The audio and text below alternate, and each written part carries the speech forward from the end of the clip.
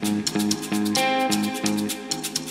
everyone, welcome back to 33 Founders. Jason and I are really excited to bring you an episode with Ben Lang today, the founder of Panel. Thanks so much for joining us, Ben. Thanks for having me. Let's dive right in. You've got a beautiful design, a simple concept, and you're encouraging people to be minimalists with Panel Wallet. Can you start out with just telling us what Panel is?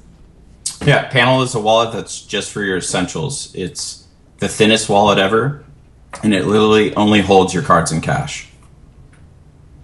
So the other year, I actually picked up Jack Sutter's Tight Wallet, and it's also another minimal wallet. But the difference with yours is that you've got this RFID blocker. So can you tell us a little bit about that, what that is, and how it protects users? Yeah, so in the process of sourcing the materials that we'd make Panel out of, we decided to source a aircraft-grade aluminum and a titanium, grade 2 titanium, and both of those materials are passive ID RFID blockers. So basically, if there's an RFID skimming signal trying to penetrate through the other side of the panel, it passively blocks it. It's something that we're definitely interested in, and in future polymer models, we plan to embed technologies that can help shield RFID skimming. And basically that's really the conceit there. We do advocate that everybody uses their cash side facing out and their card side into their body to help protect.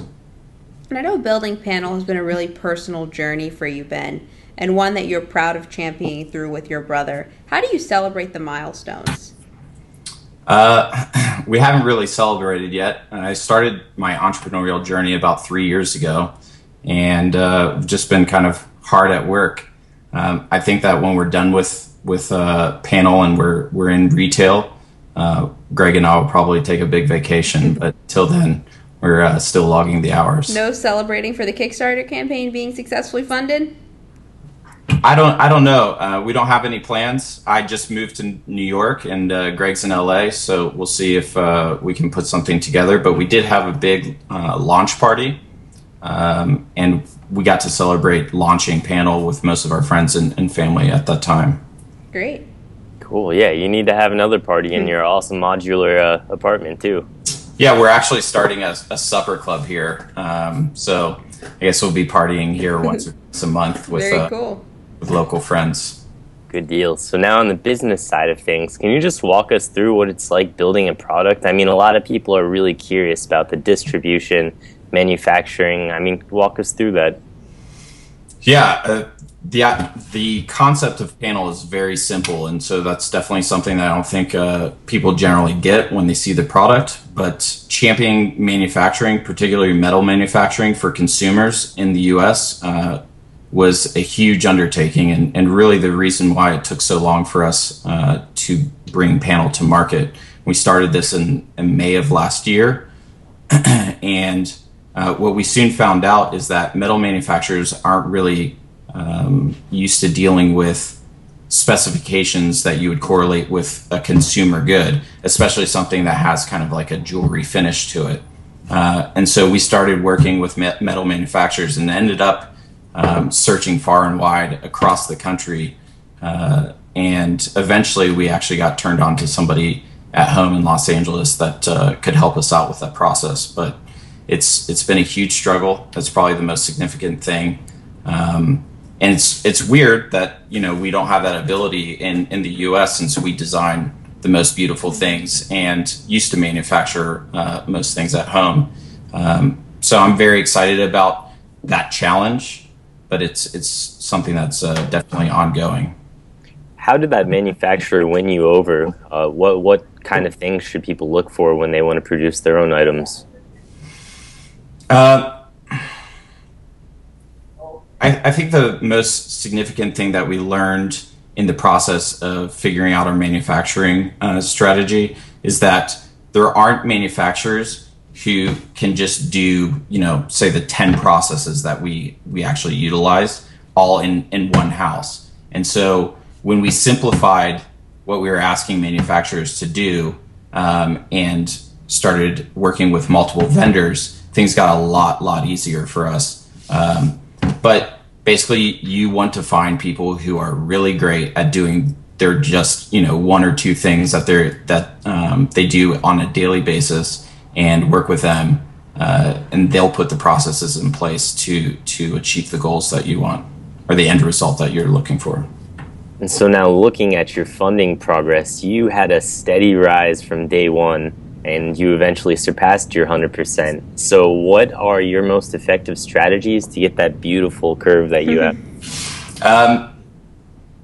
To be honest, we very early found out that we kind of missed the mark with our messaging, actually. And so, we're definitely proud of successfully hitting our funding goal. But if you compare us to a lot of other minimalist wallets that came before us, they did a much better job. There's probably about 15 or so minimalist wallet concepts that have done over 100,000 in funding. What we did, though, is we basically launched a huge ground campaign. So we started with emailing and social media, connecting with every single person in our networks.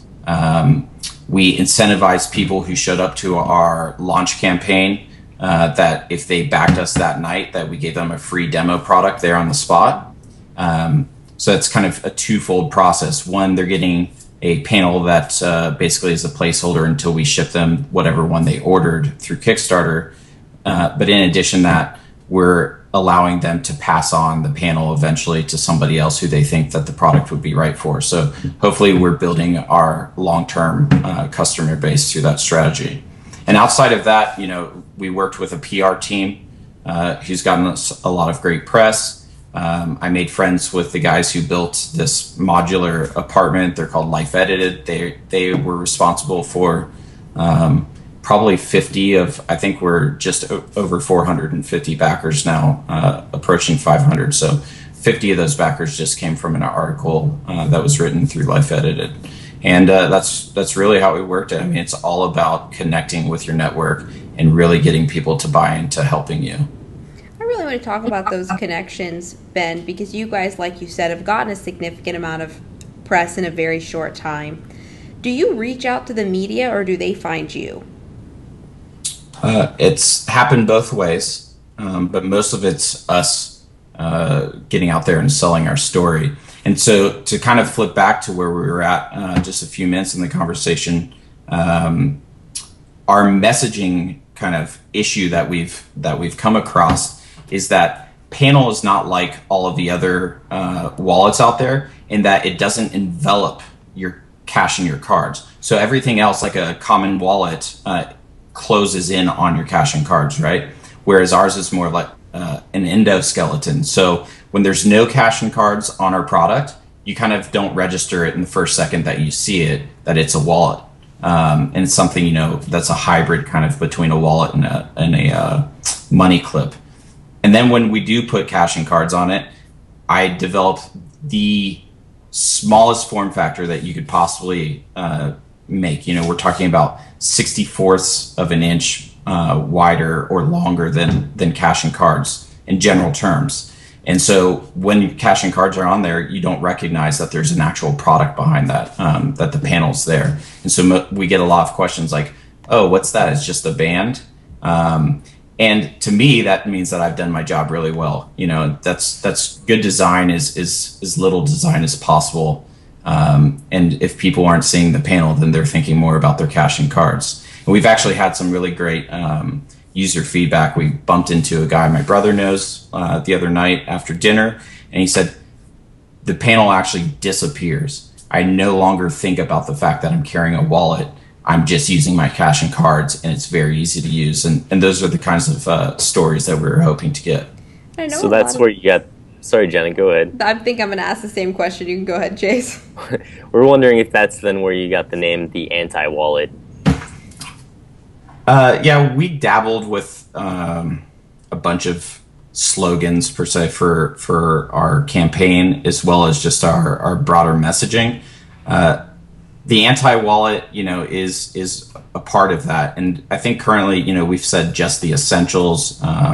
Currently, we're calling it the disappearing wallet, based off of some of the user studying that we've done. So we've held focus groups.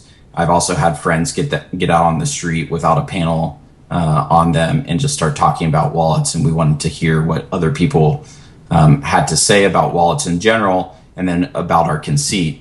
And that's some of the activity that's taken place in the last month, due to the fact that we realized we really had a challenge in that we're recreating or reimagining how a wallet works and what it looks like and how it functions, right? So without being able to see that this thing encapsulates your money and cards, you just don't register it that way. It's a major challenge.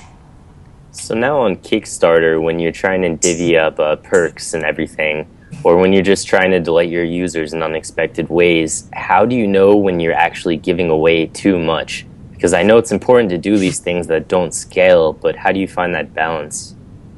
Yeah, so in the process of championing the manufacturing processes that we take to achieve the end product, being the 7 models that we've currently released, but we have a whole bunch more that are in R&D or are ready to be launched into retail.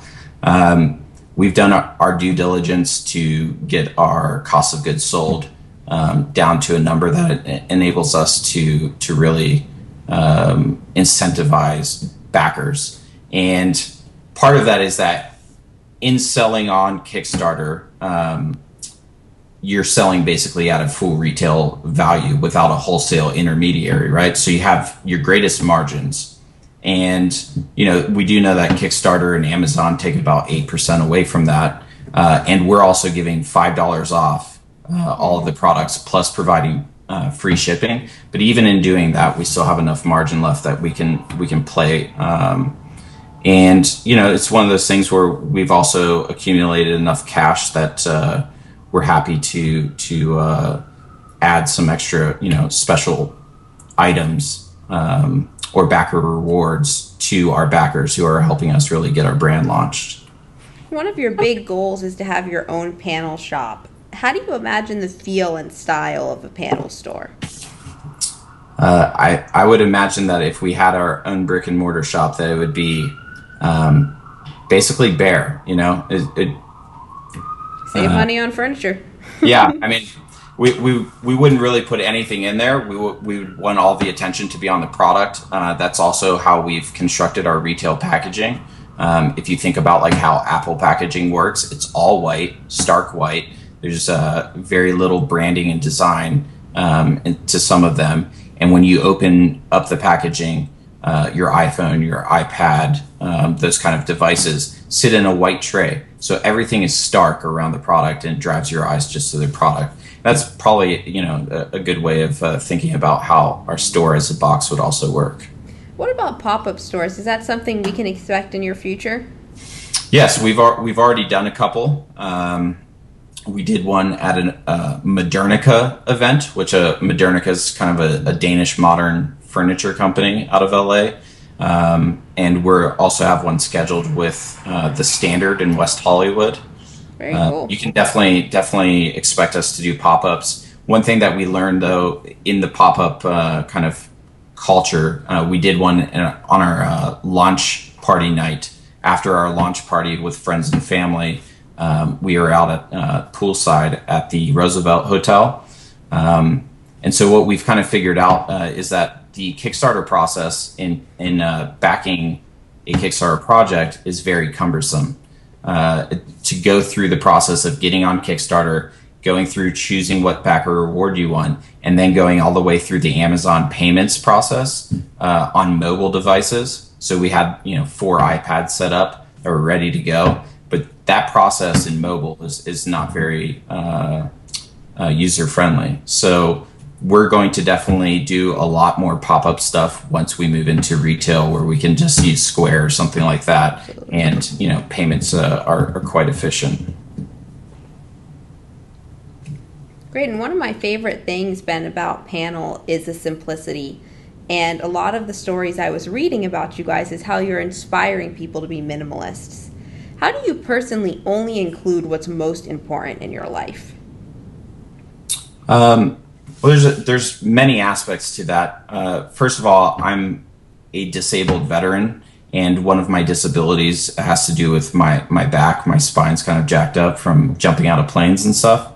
And so I always wanted to remove my wallet from my back pocket, and I would when I sat down. And that's kind of how what the catalyst of developing Panel was. My buddy asked me why I always took my wallet out, and we started a discussion. He told me about broccoli bands. He comes from an Italian, predominantly Italian community in New Jersey, and he says everybody in my town uses a broccoli band, and from that, Panel was born. Obviously, a broccoli band isn't the most user-friendly object as well, and also bands not as good looking as the Panel. Deteriorating. Yeah, it's definitely not. But in any case, I wanted to get something that was very streamlined, held just what I needed on a daily basis, and could fit into any of my pockets. So my front pocket, a jacket pocket, a shirt pocket, and that's I guess another aspect of the Panel that we really don't discuss that much, but it's super light.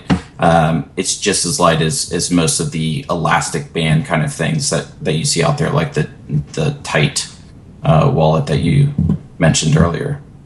So speaking of design, you also went to Parsons. What's the most impactful lesson that you got from there? To be honest, as a 30-year-old who's spent 10 years in between serving in the Army and serving in the intelligence community, I learned a lot about young people and young culture. That's probably the most impactful thing that I got from being at Parsons.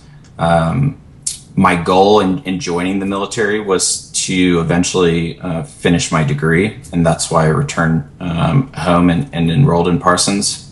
But at the same time, experiencing what it's like to be an 18-year-old today and being in classrooms with those kind of people challenged me in many ways and enabled me to grow a lot. Very cool. Can we end with you giving us a sneak peek into what we can expect for Panel, maybe some sneak insights into the band packs? Yeah, absolutely. So we have a bunch of band packs on the way. We're still working out the details of those, but those will basically allow people to personalize their panels.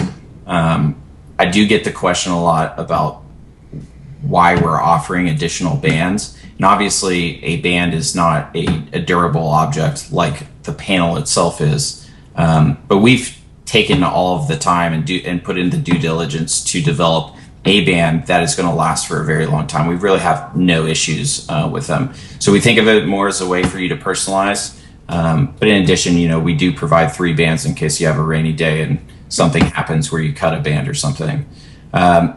More importantly, we have international models in development. So right now we're covering Japanese yen, the Australian dollar, the British pound, the euro, and a few others. And then I think by the end of the year, we'll have a plastic injection mold. And we intend to put out a 100% recycled plastic model. Very cool. So a military polymer model that we intend to sell into law enforcement and defense. We'll do that with subdued colored bands. And I think that in going through the manufacturing process of putting together polymer models, we'll be able to inject in technologies like Tile. If you guys are familiar with the Tile app where you can GPS track things. Well, how cool would it be to be able to track your wallet? Would have helped me the other day when I forgot my wallet at home. I would have been very grateful. Yes, ma'am. Of course. So how can people get in touch with you guys on Twitter and on Facebook, and how can they support the Kickstarter campaign? Yeah, so the easiest way is on all of our social media, we have a click-through link to our Kickstarter, and we're at Panel Wallet. So PANELWALLET. Perfect. So everybody go donate. You guys have till August 30th. Thank you very much. Thanks so much for joining us.